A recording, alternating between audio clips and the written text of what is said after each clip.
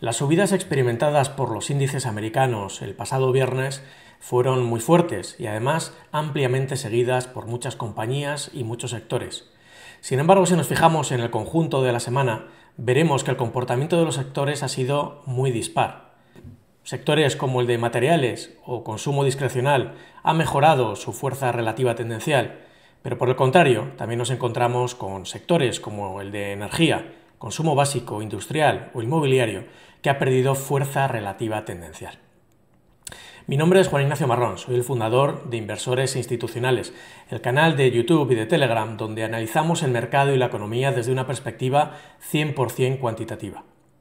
Vamos a empezar este vídeo haciendo un repaso, como siempre, de los principales titulares del informe de seguimiento semanal que hacemos de la bolsa y de la economía americana.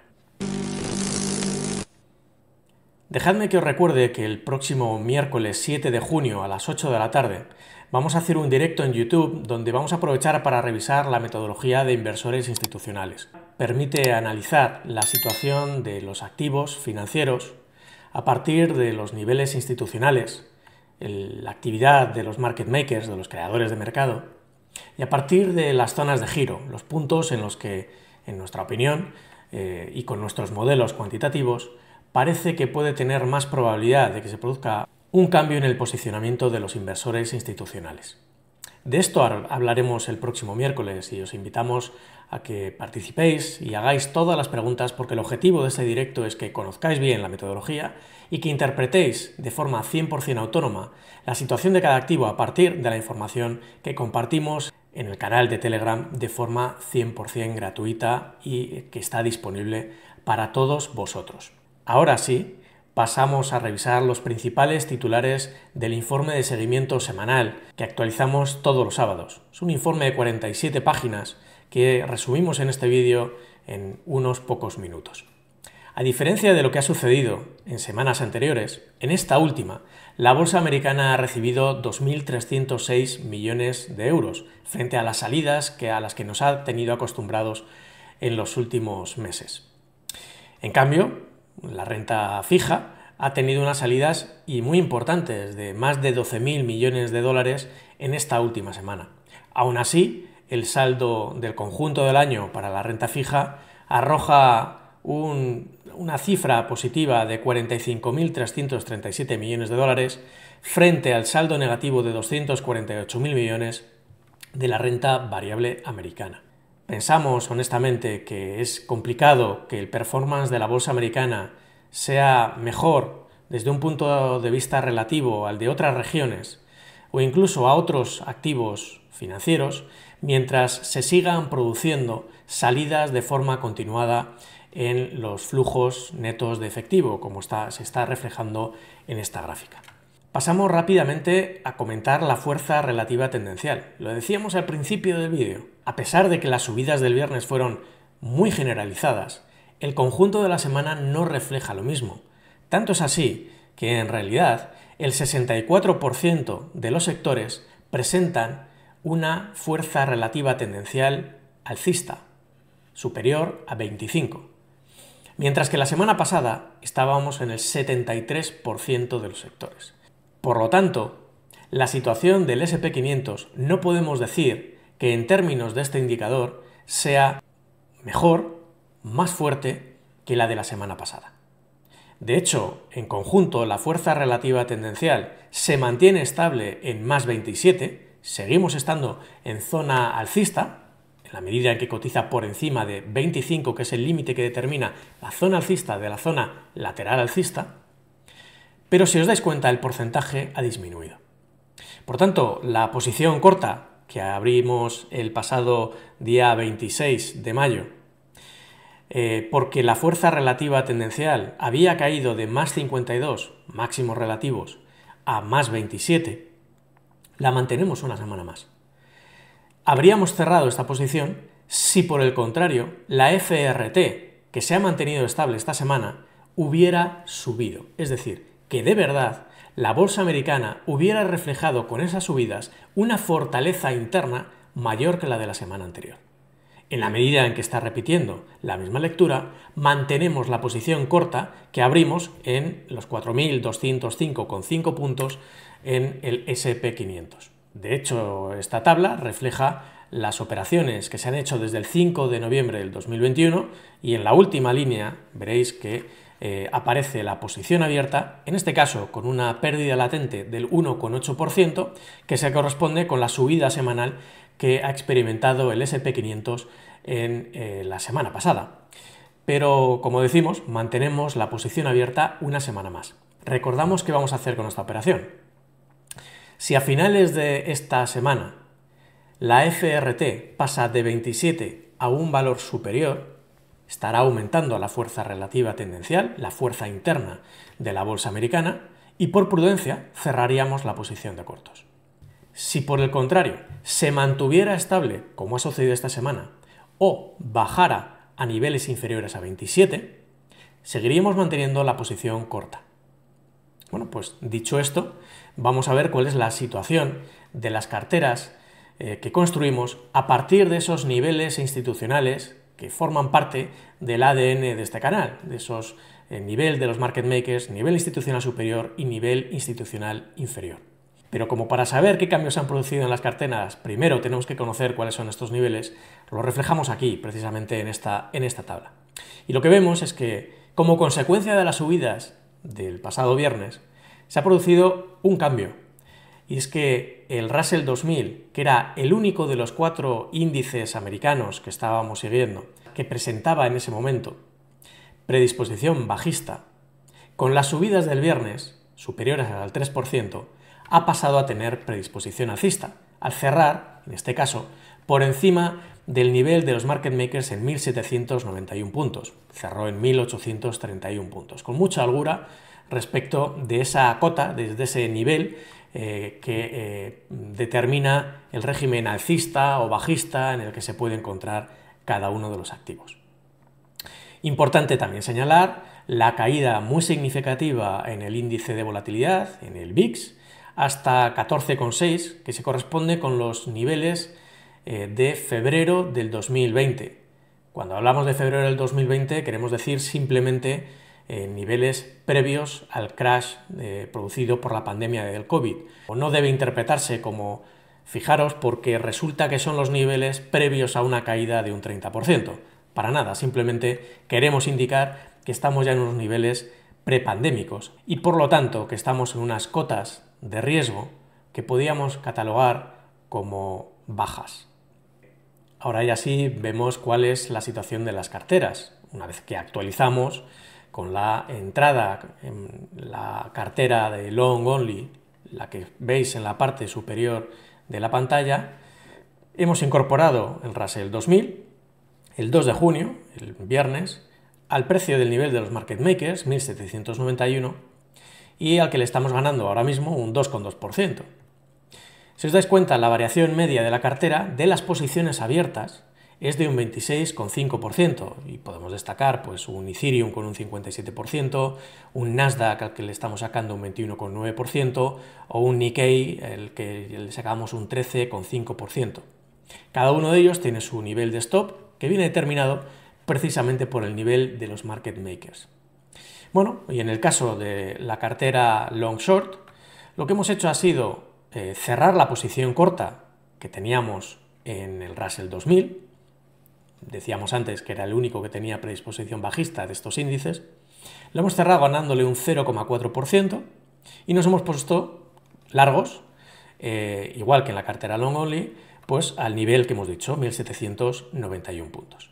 Bueno, la cartera long short, que incorpora posiciones largas y posiciones cortas, tiene una variación media de las posiciones abiertas del 25% y tenemos una rentabilidad asegurada con los niveles de stop que aparecen recogidos en esta tabla del 15,9%.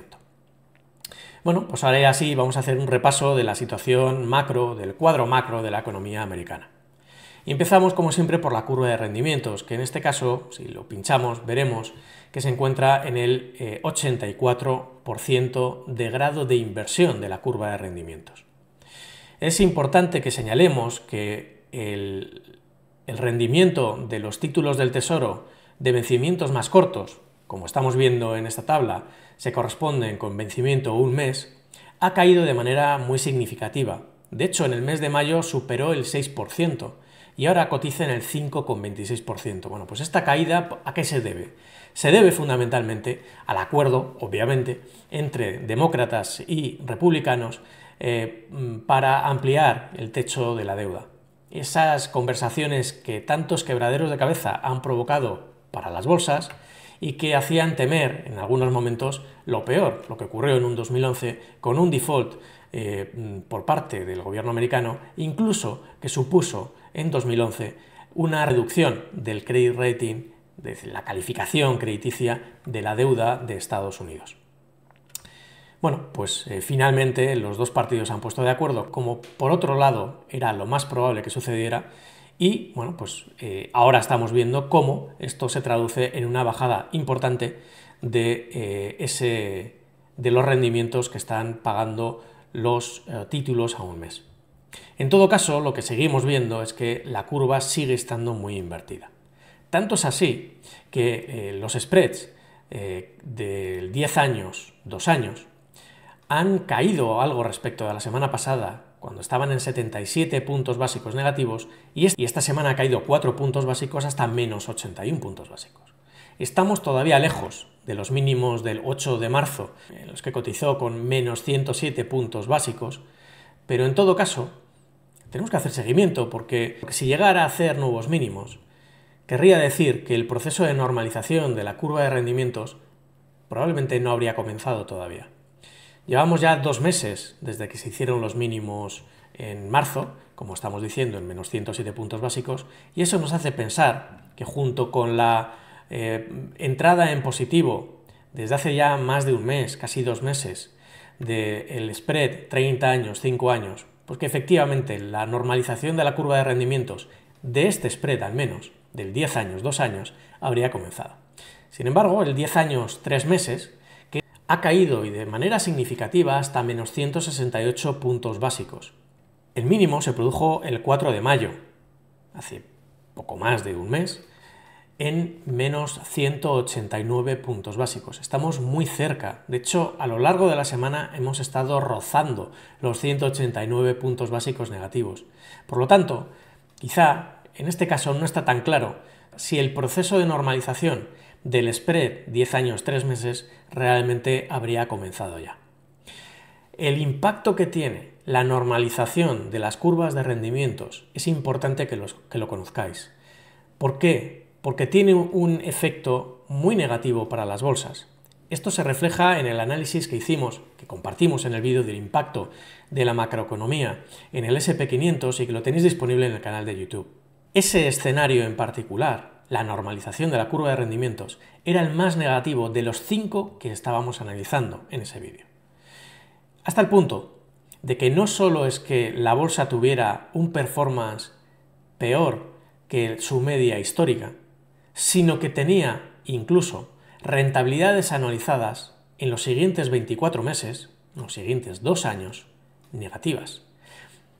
Por supuesto, con un incremento muy importante de la volatilidad y por supuesto también un drawdown que en el estudio que hacíamos alcanzaba de media el 80% del drawdown máximo experimentado por la bolsa en un ciclo económico completo. Estamos hablando de caídas del 30-35%.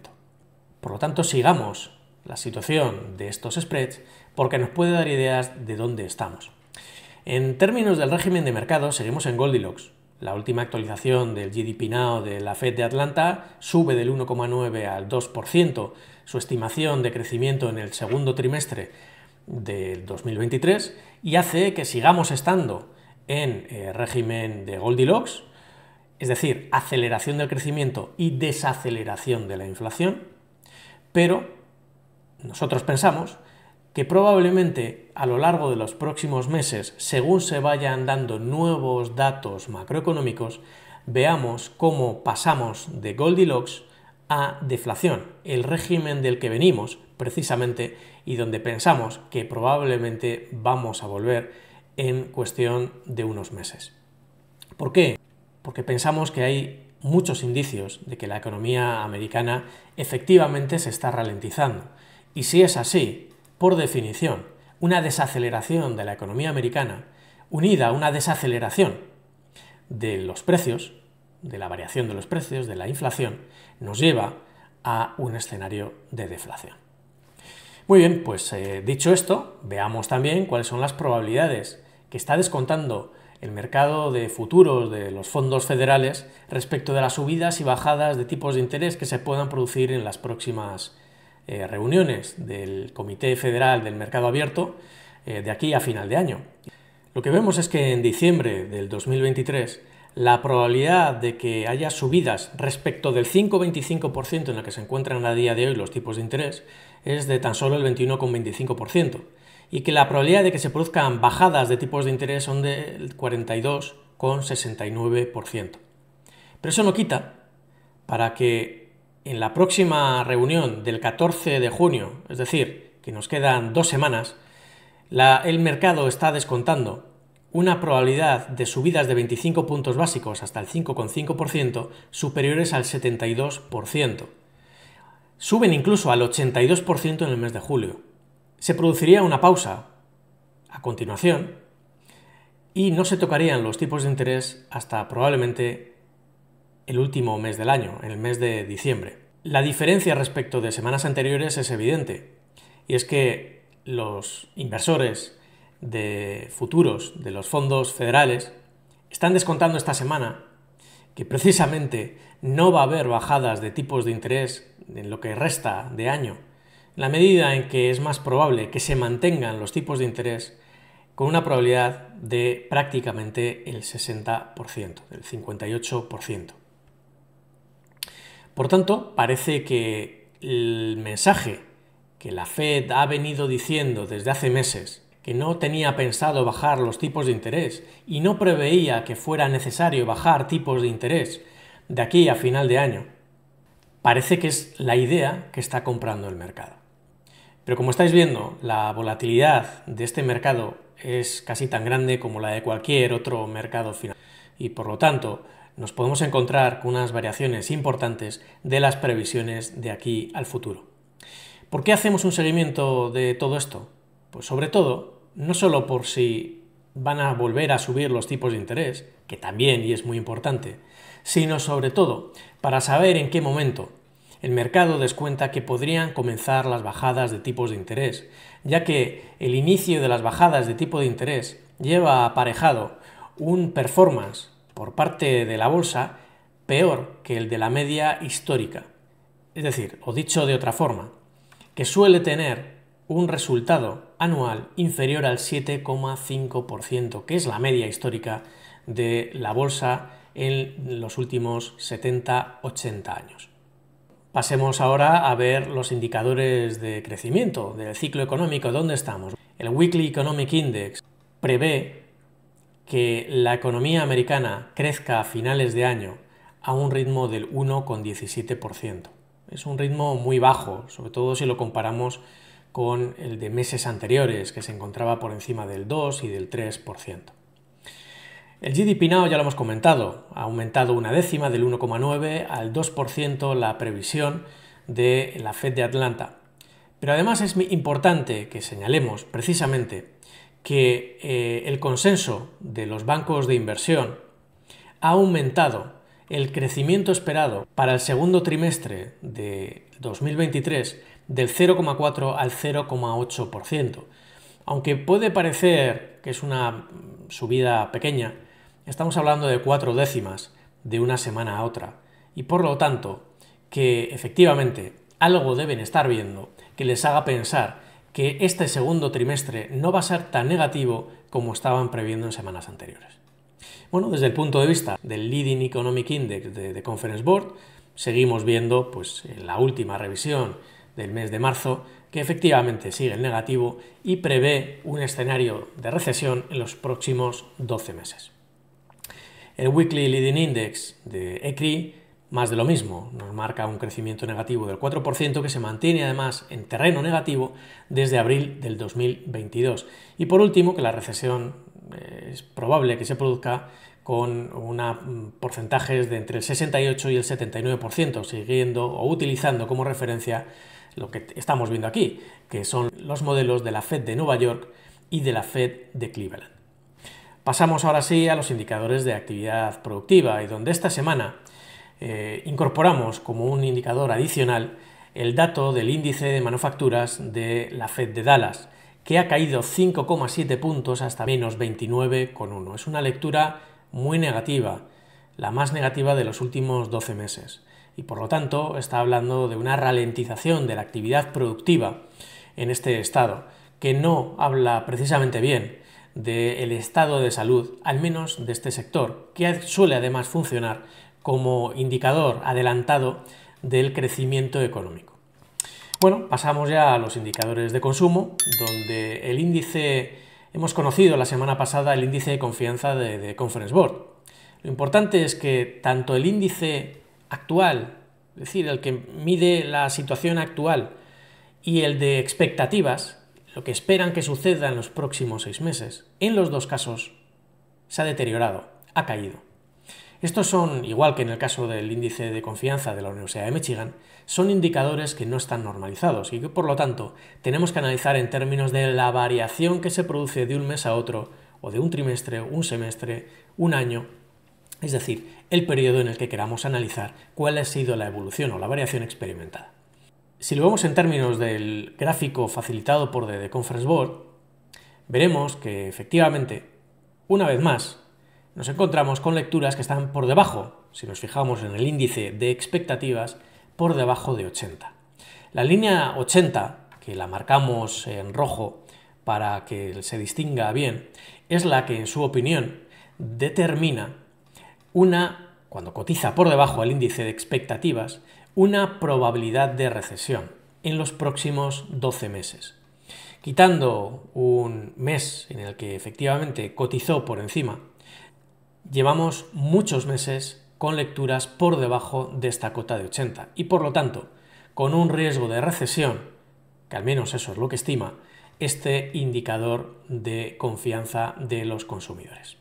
Bueno, pasamos ahora a ver cuáles son los indicadores de inflación, donde realmente no ha habido ningún cambio significativo. El último dato que conocimos fue el PCE general y subyacente, que ya lo comentamos. Por lo tanto, vamos a pasar ya directamente a los indicadores de liquidez y de crédito. Aquí sí ha habido algunas novedades. Desde el punto de vista del activo bruto del balance de la Fed, vemos que aparentemente ha caído en 50.000 millones de dólares, es decir, habrían reducido la liquidez del sistema en 50.000 millones de dólares. Sin embargo, si tenemos en cuenta el efecto de los repos inversos en la cifra anterior, veremos que en realidad el efecto conjunto es de tan solo 3.000 millones de dólares.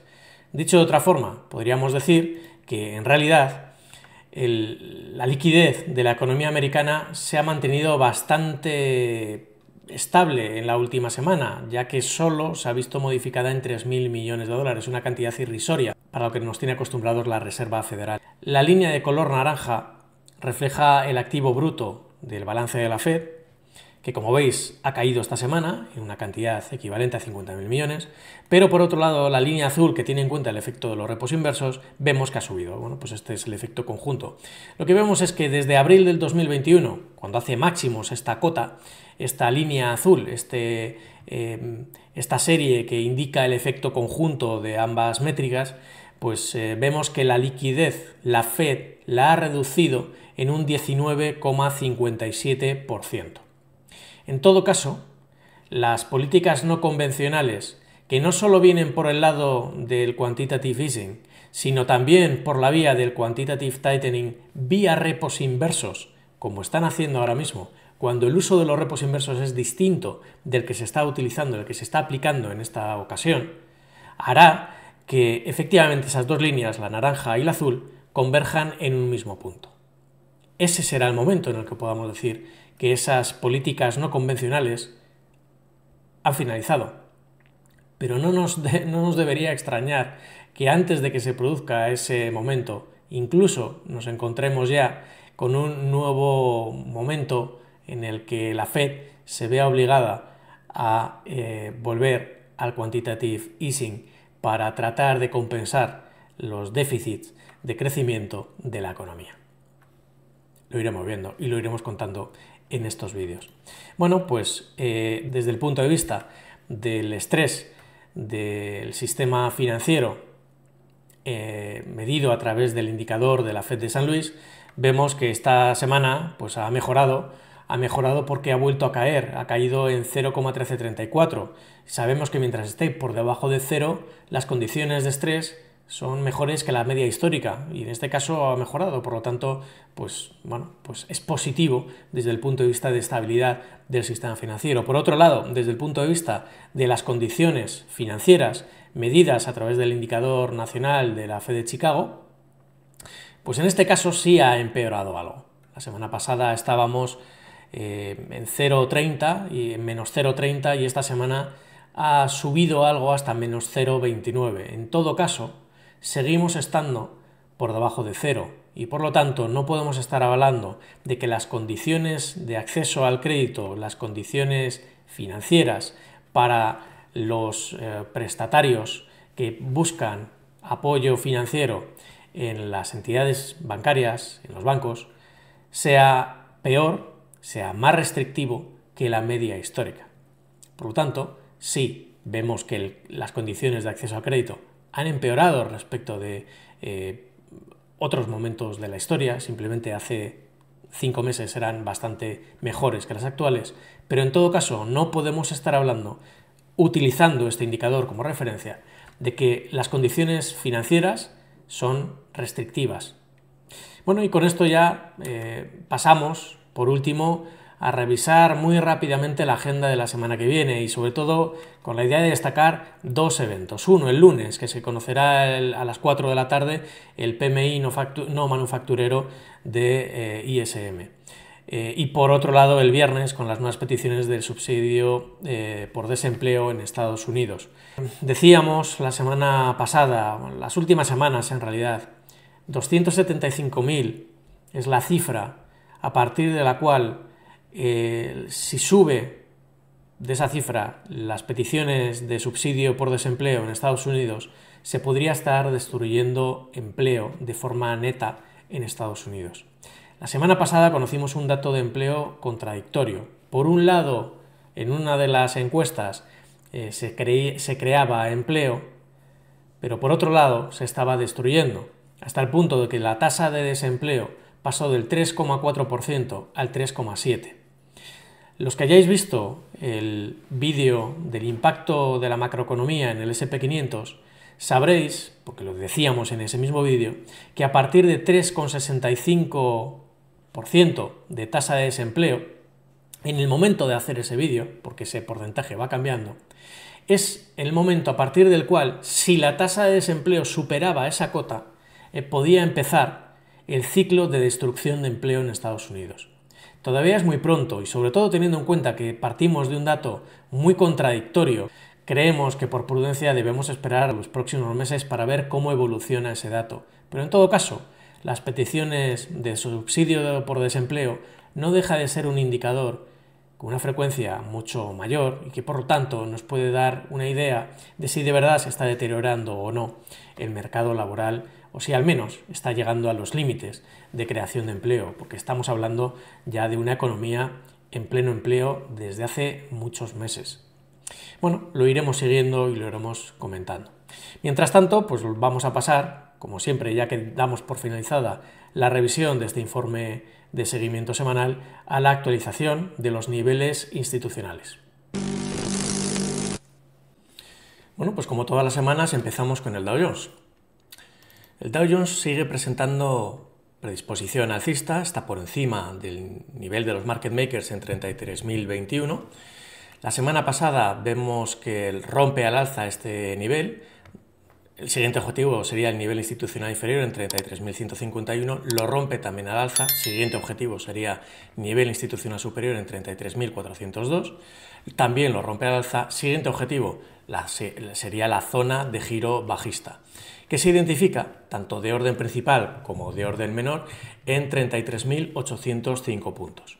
Este desarrollo, por tanto, pues se ha producido de manera sana, de manera natural, siguiendo lo que la propia metodología estaría diciendo. ¿Qué es lo importante que tenemos que tener en cuenta?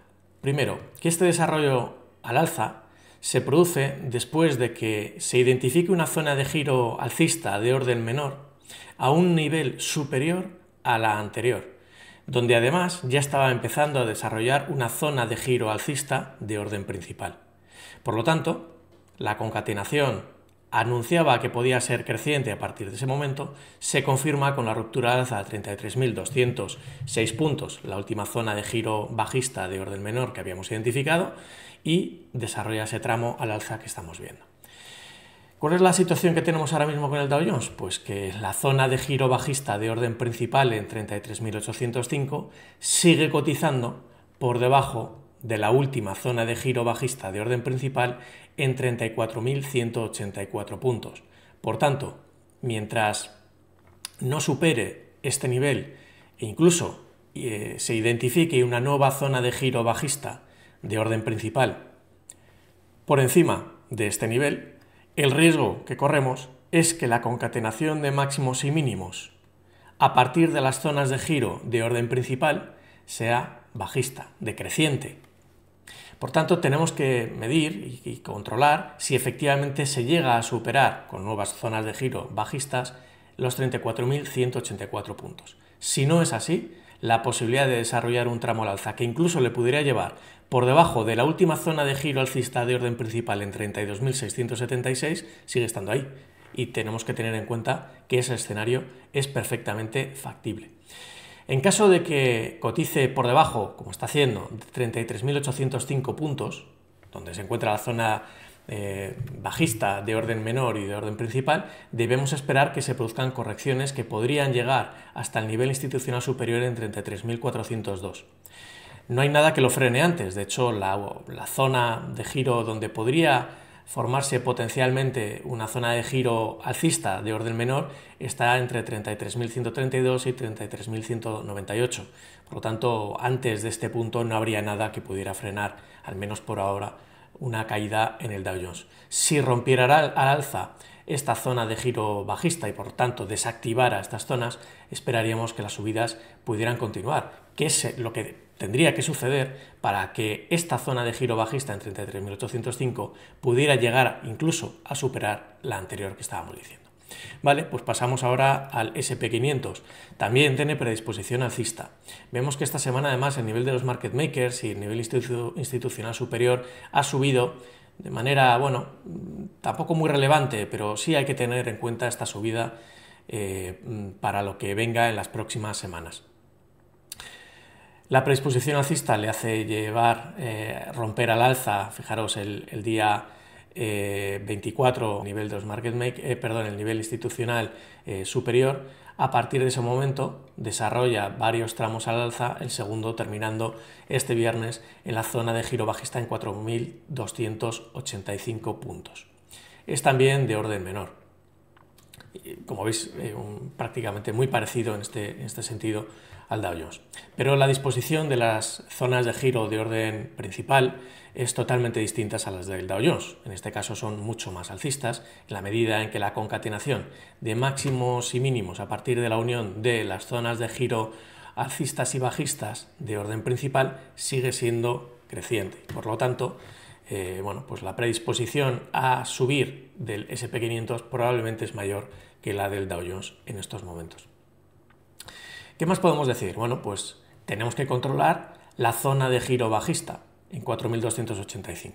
Mientras cotice por debajo de este nivel, debemos esperar que se produzcan correcciones que potencialmente le podrían llevar hasta el nivel de los market makers en 4.157, pero que antes podrían frenarse donde identificamos una zona donde podría formarse esa zona de giro alcista de orden menor entre 4.224 y 4.232 puntos. Si se llegara a frenar en este punto, podría de nuevo volver a desplegar un nuevo tramo al alza que incluso le pudiera llevar a cotas superiores o mayores que los 4.285, los que de momento parece que se estaría frenando. ¿Cuál es el escenario alternativo? Pues que si supera los 4.285, desarrolle un nuevo tramo al alza, es decir, que este tramo que comenzó con la zona de giro alcista de orden menor en 4.173, en realidad no habría terminado, sino que estaría continuando al alza. El que nos va a avisar de que eso puede ser así es cuando el precio pase a cotizar por encima de esa zona de giro bajista, tanto de orden menor como de orden principal. Bueno, pues pasamos al Nasdaq. El Nasdaq tiene predisposición alcista. Vemos que ha aumentado el nivel institucional superior hasta los 14.089 puntos, es una subida importante. Están subiendo todos los niveles y estas subidas, cuando se producen, generalmente son sanas, es decir, siguen apoyando y acompañando al precio que, como veis, pues tiene una clara tendencia al alza desde hace varios meses. El último tramo al alza se desarrolla a partir de la identificación de la zona de giro alcista de orden menor el 24 de mayo, en 13.554 puntos. A partir de ahí, y de nuevo, si os fijáis, con una concatenación de máximos y mínimos, en este caso de orden menor, seguimos con una predisposición muy al alza y llega a desarrollar una zona de giro bajista de orden menor en 14.503 y de orden principal en 14.560. Mientras cotice por debajo de 14.560 o alternativamente de 14.503, la predisposición debe ser de caídas, es decir, debemos pensar que lo más normal es que se produzcan correcciones. ¿Hasta dónde? Bueno, pues potencialmente hasta el nivel institucional superior en 14.089, pero podrían frenarse previamente. ¿Dónde? Bueno, pues entre 14.369 y 14.394, como veis, muy próximo, por otro lado, a la última zona de giro bajista de orden menor, se encuentra una potencial zona de giro alcista de orden menor. Ahí podría frenarse. También podría incluso, como veis, hay una zona de giro alcista de orden principal que potencialmente podría formarse entre 14.055 y 14.083, prácticamente coincidiendo con el nivel institucional superior. Lo importante es que veamos que esa concatenación de máximos y mínimos a partir de las zonas de giro sigue siendo positiva para el Nasdaq, pero debemos vigilar estos niveles porque en caso de que además pasara a cotizar por encima, fundamentalmente 14.560, que es la zona con un nivel superior, podría estar continuando esta extensión de la zona de giro alcista que identificábamos el pasado día 25 de abril y que por lo tanto este desarrollo que no hubiera terminado, este desarrollo alcista, sino que pasáramos de nuevo a unir más zonas de giro alcistas y bajistas de orden menor que continuaran la serie que, como estáis viendo, descompone, es en la que se descompone la última zona de giro alcista. Bueno, pasamos ya al Russell 2000 y en el Russell 2000 pues era uno de los cambios que decíamos antes en el vídeo, que pasa a tener predisposición alcista con la ruptura el viernes del nivel de los market makers en 1791. Bueno, pues lo que decimos siempre es que la ruptura de estos niveles generalmente viene acompañada de subidas aceleradas, en este caso pues con la ruptura al alza del nivel institucional inferior en 1772, sube de forma muy rápida hasta el nivel de los market makers, lo perfora también muy rápidamente hasta el nivel institucional superior y de nuevo, de forma muy acelerada, lleva al precio a definir una nueva zona de giro bajista de orden principal y de orden menor en 1837 puntos. Mientras cotice por debajo de esta cota, debemos esperar que se produzcan correcciones. Correcciones que le podrían llevar hasta el nivel institucional superior en 1809 y de perder este nivel al nivel de los market makers en 1791. ¿Dónde vemos que potencialmente se podría formar una zona de giro alcista que frenara esas caídas? Pues por debajo de estos niveles. Una de orden menor en 1775,9, 1779,5. Este desarrollo al alza se produce, fijaros, de nuevo, una vez más se cumple lo que estamos diciendo, Después de que en las zonas de giro alcistas y bajistas de orden principal se identifica una zona de giro alcista de orden mayor, que coincide con la de orden menor, a un nivel superior al anterior. Fijaros que la última zona de giro alcista confirmada está en 1717,5, desarrolla un tramo al alza con la concatenación de varias zonas de giro de orden menor que le llevan hasta los 1803,9 puntos. A partir de ahí desarrolla una corrección hasta los 1741 puntos, de nuevo a un nivel superior, y a partir de ahí desarrolla ese tramo al alza que le lleva a definir y a confirmar la concatenación de máximos y mínimos crecientes. Por lo tanto, estamos ya en un escenario para el Russell mucho más positivo de lo que han sido los últimos meses. Fijaros todo este periodo de consolidación lateral, y parece que se está resolviendo con la ruptura al alza y por lo tanto el inicio de esa concatenación de máximos y mínimos crecientes. En el caso del Nikkei, del índice nipón, nos encontramos con la predisposición alcista intacta. Fijaros que larga es este desarrollo alcista de la zona de giro alcista que se identifica, fijaros, el día 15 de marzo. Estamos hablando de 2, 4, 6, 8, 10, 11 tramos a partir de la unión de las zonas de giro de orden menor. De momento, el desarrollo sigue siendo intacto, sigue siendo creciente.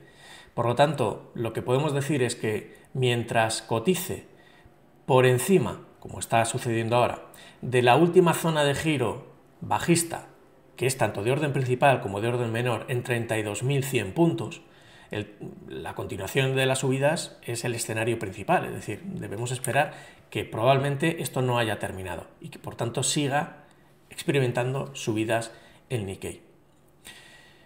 ¿Hasta dónde podría subir? Bueno, pues podría subir hasta, de momento, los 32.248, 32.313 puntos, donde creemos que podría formarse una zona de giro bajista de orden principal.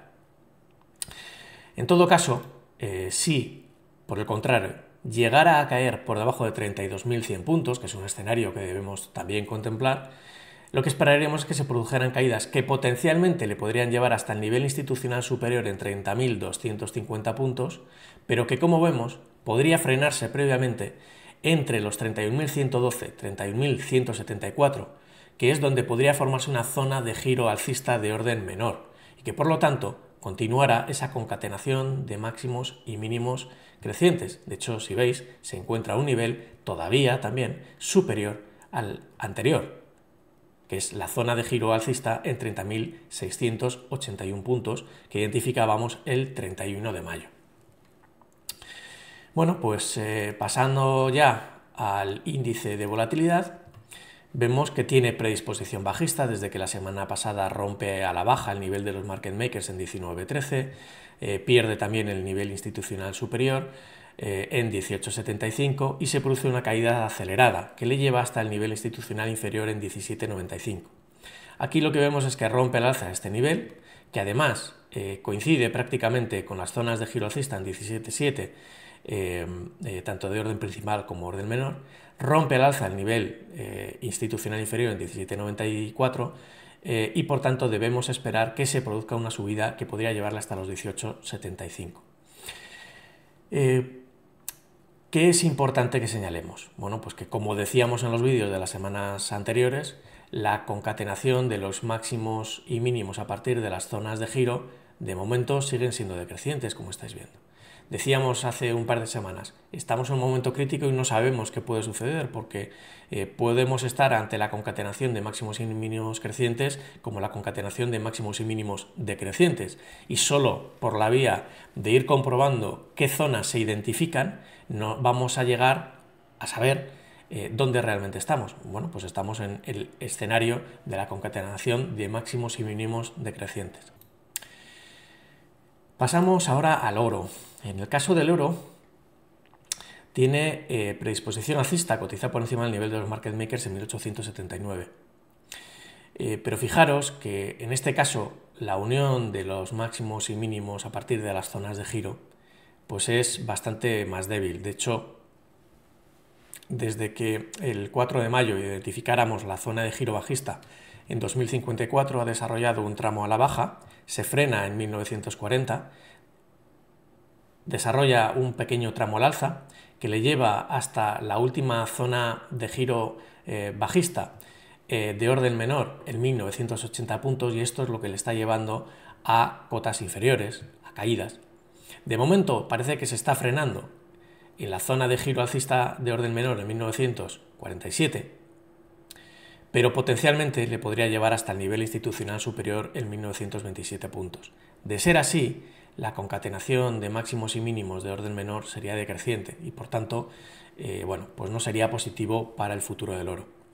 Si por el contrario llegara a superar los 1980 puntos, donde vemos que podría frenarse sería entre los 2002 y los 2006 puntos dólares, donde podría formarse una zona de giro bajista de orden principal y que por lo tanto, si os dais cuenta, la unión de estas zonas de giro de orden principal aparentemente podría ser el inicio de una concatenación de máximos y mínimos decrecientes en el oro a nivel de zonas de giro de orden principal. Por lo tanto, no está tan claro que el futuro del oro sea tan prometedor en el corto plazo, porque de entrada podría frenarse en los 2000-2005 puntos. Por lo tanto, cuidado porque no está tan claro hacia dónde puede dirigirse en el medio plazo el oro en estos momentos. De momento, fijémonos en esta zona de giro alcista en 1947, que podría estar formándose en estos momentos. En el caso del gas natural, la predisposición es bajista. Ha caído más de un 55,8% desde que rompió la baja el nivel de los market makers el 27 de diciembre. Desde entonces pues ha desarrollado muchos tramos a la baja, pero nos encontramos con que el último desarrollo al alza se produce desde esta zona de giro alcista en 2,12. Sube más de un 30%, se frena en 2,76, última zona de giro bajista de orden principal, y desarrollan un tramo a la baja que se frena en una nueva zona de giro alcista de orden principal y menor en 2,17, por tanto a un nivel superior al anterior.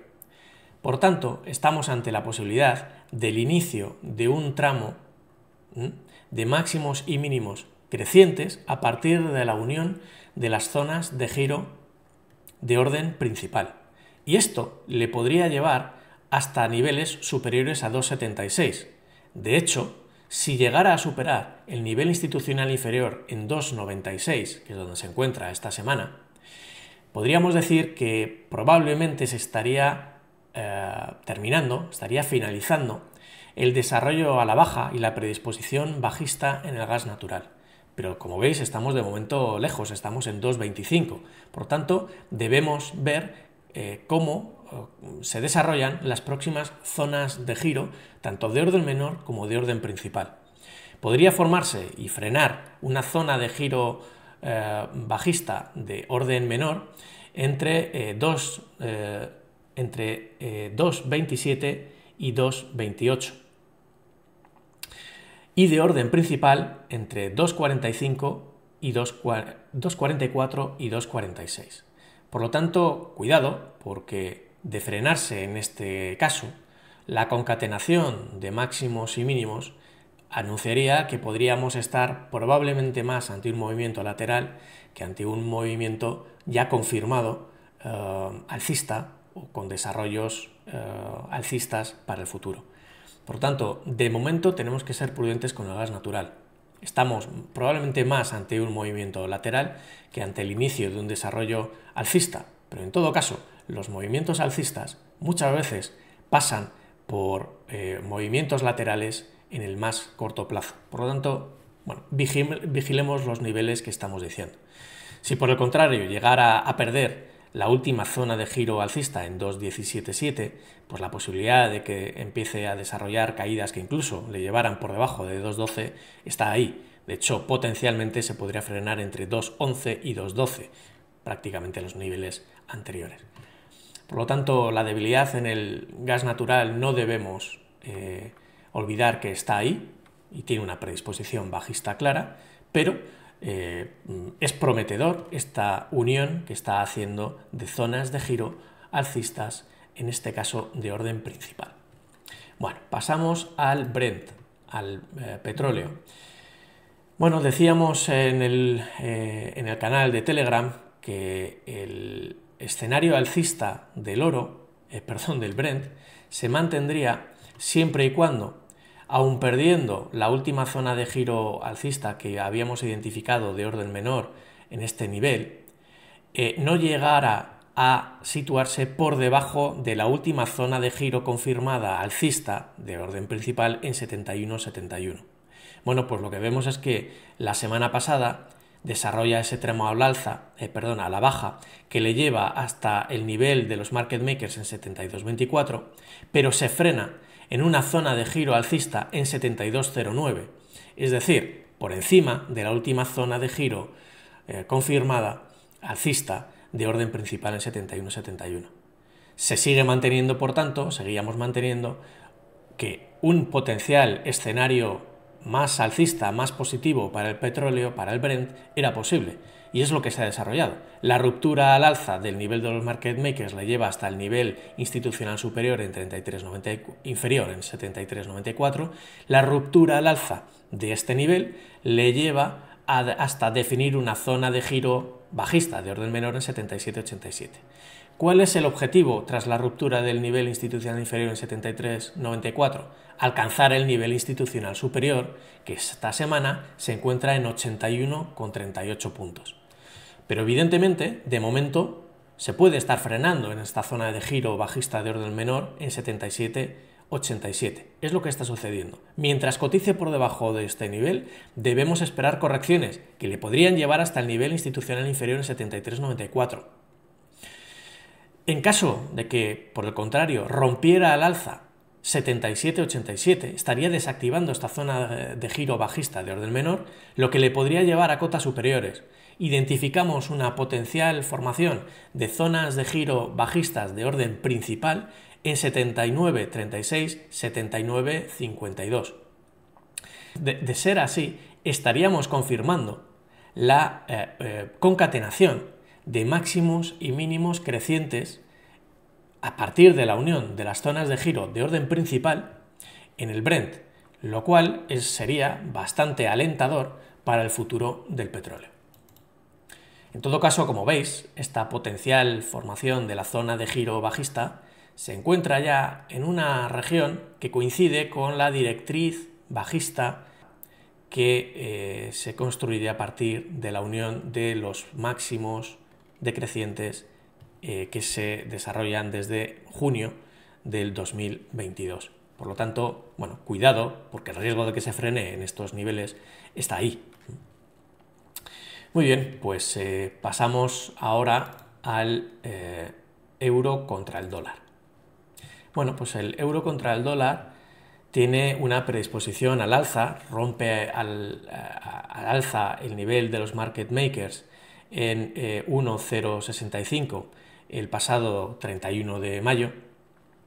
Desde entonces desarrolla un tramo al alza que le lleva hasta una zona de giro bajista de orden menor en 1,077, pero debemos esperar que el objetivo sea alcanzar el siguiente nivel institucional, que la semana pasada estaba en 1,83, pero que, como veis, esta semana ha caído hasta 1,074.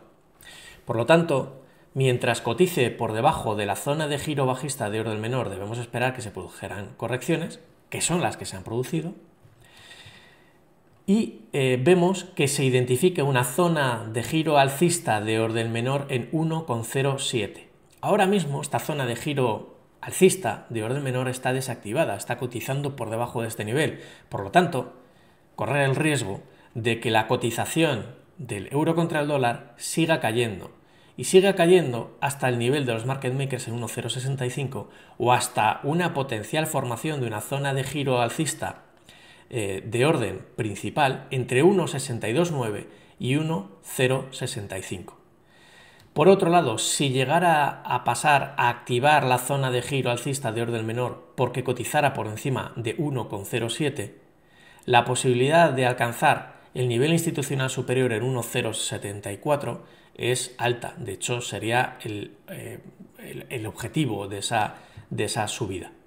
De hecho, vemos que podría formarse una nueva zona de giro bajista de orden menor entre 1,075 y 1,077. De ser así, pues la concatenación de máximos y mínimos a partir de la unión de las zonas de giro de orden menor, pues no sería especialmente positiva y estaría hablando de un movimiento de tipo más lateral que podría estar empezando a desarrollar el euro contra el dólar. Bueno, veremos dónde estamos, porque como veis está rompiendo a la baja esta zona de giro alcista de orden menor y por tanto las caídas podrían ser algo mayores. En el caso de Ethereum, la predisposición es alcista, desde que rompe al alza el 4 de enero el nivel de los market makers en 1217. Se ha revalorizado un 53,8%. Decíamos la semana pasada que a partir de la unión de las zonas de giro de orden principal, aunque desarrollara un tramo al alza, como veíamos que era posible a partir de las de orden menor, si alcanzaba la zona que potencialmente podía formar una zona de giro bajista de orden principal, seguiría cotizando, como finalmente ha ocurrido, por debajo de la última zona de giro bajista de orden principal confirmada, que estaba en 1991. Se forma en 1914,95. Por lo tanto, estamos ante ese escenario. Y lo que decíamos es, si eso es así, no está tan claro que la cripto, Ethereum en este caso, vaya a desarrollar un tramo al alza muy importante. Y de hecho lo que vemos es que ha desarrollado un tramo a la baja que se frena primero en 1859. A partir de ahí sube hasta desarrollar una zona de giro bajista de orden menor en 1891 puntos. Y a partir de ahí, y de momento, y mientras se esté activando, como está sucediendo esta mañana, esta zona de giro bajista de orden menor, la probabilidad de caídas es alta. Hasta alcanzar, como ha alcanzado, ya el nivel institucional superior en 1874 puntos, que sería su objetivo. Además, se forma una nueva zona de giro alcista de orden menor en 1870 puntos, que podría frenar esas caídas. Por tanto, estamos en un punto en el que estas caídas parecería, al menos por ahora, que podrían estar formando un movimiento de tipo más lateral en la medida en que esta zona de giro alcista de orden menor cotice por encima de 1858. Si se perdiera el nivel, el nivel institucional superior en 1874 y 1870, donde está esta zona de giro alcista de orden menor, podría llegar a perder los 1858 puntos y entonces en ese caso sí tendríamos una concatenación de máximos y mínimos decrecientes a partir de la unión de las zonas de giro de orden menor y por tanto sería bastante más negativo.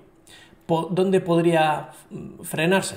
Entre 1837 y 1841, donde se podría formar una zona de giro alcista de orden principal y por lo tanto que esta unión de máximos y mínimos diera por finalizada la caída en este punto y que pasara a formar el inicio de una concatenación de máximos y mínimos crecientes a partir de las zonas de giro de orden principal. Por tanto, importante que vigilemos qué es lo que ocurre a partir de este nivel, porque si llegara a formarse esta zona de giro alcista de orden principal, podríamos estar ante el inicio de un tramo bastante más alcista para la cripto. En el caso de Bitcoin, si os dais cuenta, es bastante similar la situación. La concatenación de máximos y mínimos ha sido decreciente, la última pasa a la zona de giro bajista de orden principal y menor, se encuentra también a un nivel inferior al anterior, por lo tanto con riesgo de caídas. Se desarrolla una nueva caída que le lleva hasta una zona de giro alcista de orden menor en 26.731. De momento se encuentra por encima, por lo tanto podríamos esperar que las subidas continuaran, Pero lo que ocurre es que rompe a la baja el nivel institucional inferior en 26.987 puntos. Si llegara a perder la zona de orden menor alcista en 26.731, podría continuar las caídas. Potencialmente, ¿hasta dónde podría llegar con la pérdida del nivel institucional superior? Hasta el nivel institucional inferior en 24.685 puntos. ¿Pero qué pasa? Que entre 26.474 y 26.527 podría formarse una zona de giro alcista de orden principal, que estaría cotizando por encima de la última zona de giro alcista que identificábamos en 26.231. Por lo tanto, podría ser el inicio de una concatenación de máximos y mínimos crecientes. Pero para que eso suceda, no podría perderse esta zona de giro alcista de orden principal o formarse una nueva por debajo de la anterior en 26.231 puntos. Muy bien, pues pasamos ya, por último, a la renta fija. La renta fija ha pasado a tener, fijaros porque es muy interesante, una concatenación de máximos y mínimos de momento que podría ser creciente si se confirmara una subida con una ruptura al alza del nivel de los market makers, que esta semana cae de forma significativa hasta 113,39. Ahora mismo cotiza por encima de este nivel, y eso lo que quiere decir es que mientras esté por encima de 113,39, la predisposición, a pesar de estas caídas, debería ser alcanzar el nivel institucional superior en 113,95. Si llegara a perder 113,39, la predisposición sería bajista, pero podría frenarse entre 113,19 y 113,42 puntos.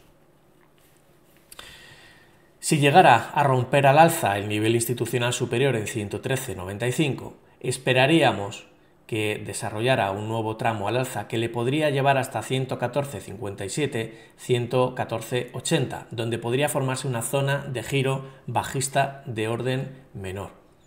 Si os dais cuenta, la concatenación de máximos y mínimos ha sido decreciente en las zonas de giro de orden menor y en las de orden mayor, de momento, las de orden principal, pues de momento sigue siendo también decreciente. De hecho, no vemos que se formara o que se pueda formar por el momento una nueva zona de giro alcista de orden principal a niveles superiores de 113,40. Por lo tanto, de momento, esto sigue siendo potencialmente decreciente. Bueno, pues pasando ya al T-Note a 2 años, el anterior era el T-Note a 10 años, en este caso la predisposición es bajista al romper a la baja el nivel de los market makers, desarrolla ese tramo a la baja que le lleva hasta la zona, a definir una zona de giro alcista de orden menor en 102,58. Mientras cotice por encima de esta cota, debemos esperar que se produzcan subidas hasta el nivel de los market makers en 102,85. Pero si sucediera lo que está sucediendo ahora mismo, que es que cotiza por debajo de 102,58, 59, debemos esperar que se produzcan caídas. Podrían frenarse entre 102,39 y 102,59. Este es el rango en el que vemos que se podría formar una nueva zona de giro alcista de orden, en este caso principal. Fijaros que la última zona de giro alcista de orden principal está en 102,51. Por lo tanto, pues muchos nos tememos que de confirmarse esa zona podría estar a un nivel inferior al anterior. Por tanto, que se estuviera alargando este movimiento bajista. Por tanto, que no hubiera terminado el desarrollo a la baja y que la concatenación de máximos y mínimos de orden menor a partir de la unión de las zonas de giro, como veis, no hubiera terminado y que terminara, por tanto, por debajo de la anterior, la zona de giro alcista de orden menor que identificábamos en 102,49 puntos. Bueno, pues con la última revisión del T-Note a 2 años damos por finalizada la actualización de los niveles institucionales y las zonas de giro para estos 14 activos que revisamos todas las semanas. Y como siempre, ya solo nos queda desearos que tengáis una muy buena semana y buenas inversiones.